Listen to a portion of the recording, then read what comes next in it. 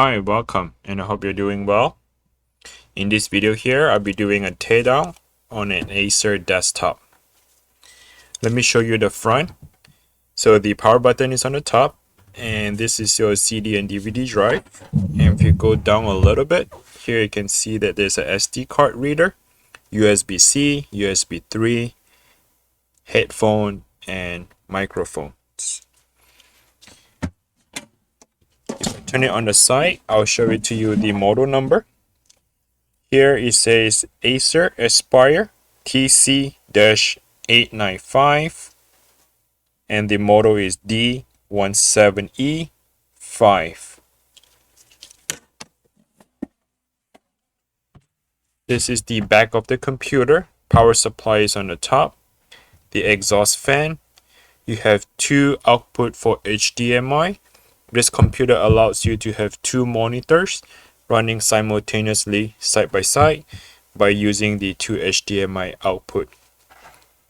The back of the computer, you have four USB 3.0 and this is the USB 2.0 with the hardwire Ethernet on it, and this is your audio jacks. Let me go ahead and lay it flat. So I'll go ahead and get a Phillips screwdriver. There are two screws at the back. Go ahead and remove them.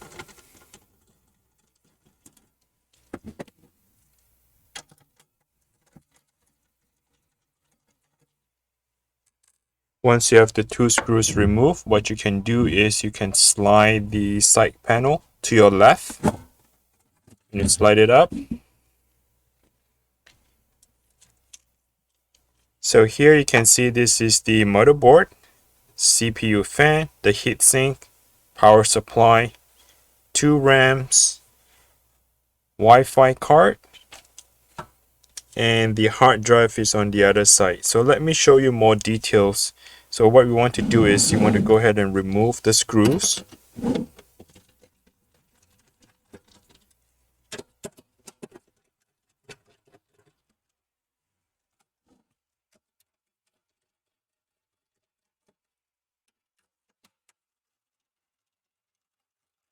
So there are four screws. Once you remove that, go ahead and remove the front panel. So there are three clipper. Lift it up and push it slightly. Same for the bottom one. Once you have the three clipper on the side, you can gently push it out. So when you push it out, it actually pop open the CD drive. So your optical drive here, to install back, you just push it back, and I'll show it to you in a minute later. But once you remove the front panel, let's just put that on the side. Now here we remove the four screws. So once you remove the four screws, the panel will just come right out. Okay, so they do have a zip tie that hold on to the cable. Let's go ahead and remove that.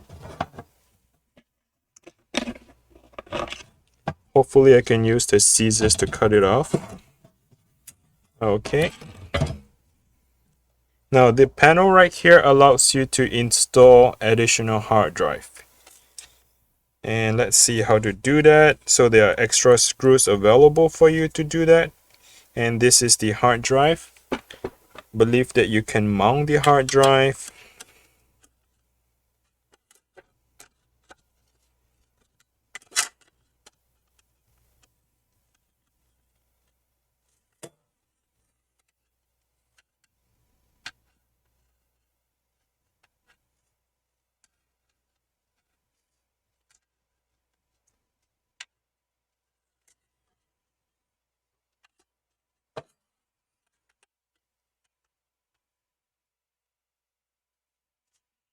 Okay, so this is the plate.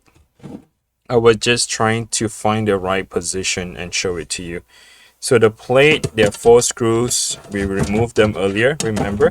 So this is kind of like sliding to your right, that slides in. To remove it, once you remove this, then you can install the 2.5-inch SSD drive in the back of the plate, and the cable is not available. So they do not provide extra cable for you. In other words, you need to buy, I'll show it to you.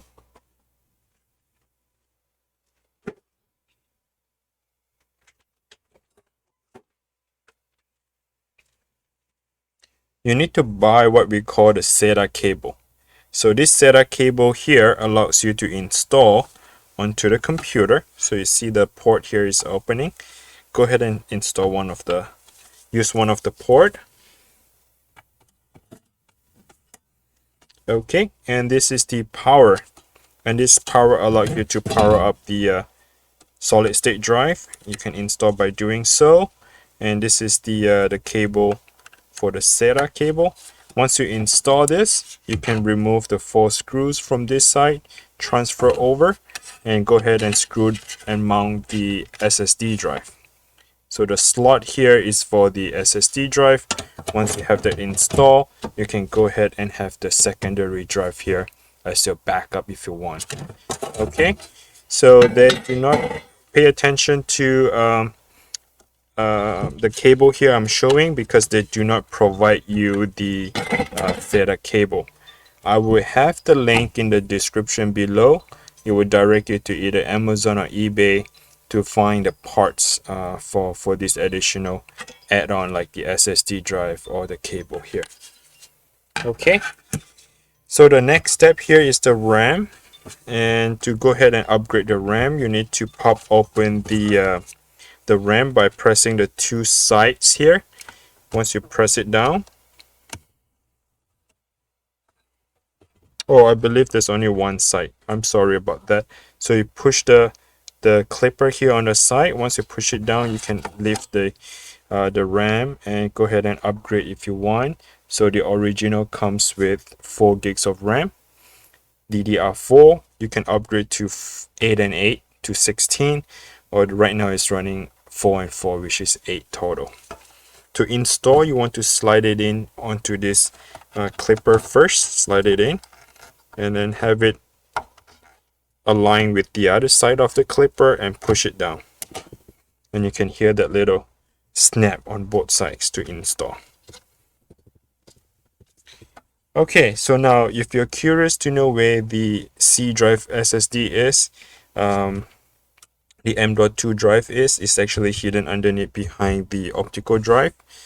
We need to remove the optical drive by pushing down the clipper. So this little latch, the plastic latch, is hold onto the metal. Push it down and slide it to your right. But before you do that, you want to make sure that you disconnect the cable first.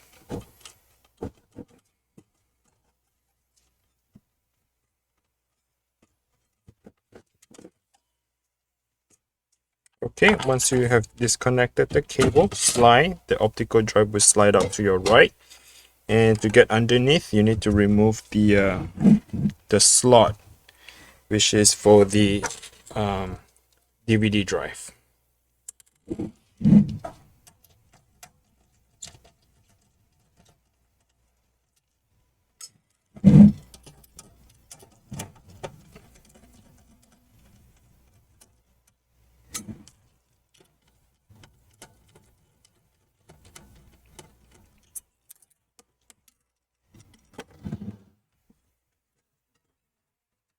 And of course the zip tie, of course the zip tie the cable. So let's go ahead and cut off the zip tie. Now you can free up the bay by sliding to your right.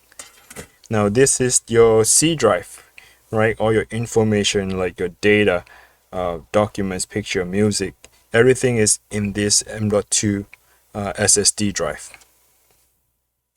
So go ahead to remove the M.2. It's just a Phillips screwdriver. Remove the Phillips screw, and you can slide the M.2 away from your body. So I'm sliding it to that direction, and you can feel like it's a little bit sticky. That is normal because it is glued onto this adhesive thermal pad. So this is thermal pad, which conducts the heat from the M.2 and transfer it down, I don't know, to the motherboard. But yeah, that's how it is. So it's kind of sticky and hard to remove, but slowly and gently, and you can remove it by separating the thermal pad. Alright, so this one here runs on 512 gigabyte, And if you want to upgrade to 1 TB, I make a separate video where you can clone the M.2 over to the secondary M.2. So this is the this is just an example. I'm not going to make it in this video here. It will be too long to show you how to clone the M.2 drive. I will have the link in the description below. Go ahead and check it out. It will direct you to one of my video and show you how to clone it. So this is the original M.2. Assuming that I have this 1 TB that I would like to be cloned over, I need to buy the adapter, right? So once you have the adapter, you install your new 1 TB M.2 drive. And this is the original, which assuming that it's installed right here. So you can plug it in as a USB in the front or the back. So once you plug it in, go through the software, which I use Acronis, and using the Acronis would actually clone everything over from this to that 1 TB M.2. So all your programs, your data, all your settings should stay the same without any change. Alright, so let's go ahead and move on to the next. I'd like to talk about the power supply. This power supply is a small voltage. I don't think that the power supply allows you to have much upgrade to it. So go ahead and remove one of this screw right here. And there are 4 screws. Go ahead and remove the 4 screws.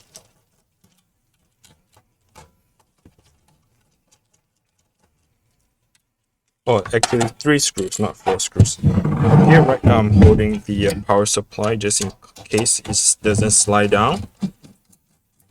Right, so the 3 screws, remove the power supply, and here you go. If you want to do a replacement for that, let's go ahead and take a look at the model here. The model says FSP 300-10 TAA.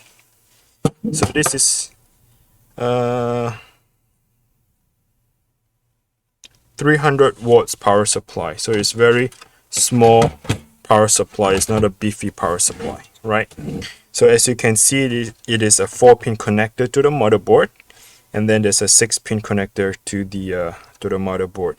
It doesn't have any extra PCIe cable. As you can see, the this cable right here only output to 1 extra 4-pin connector for the power of your 2.5-inch SSD drive, and this is to power up the optical drive.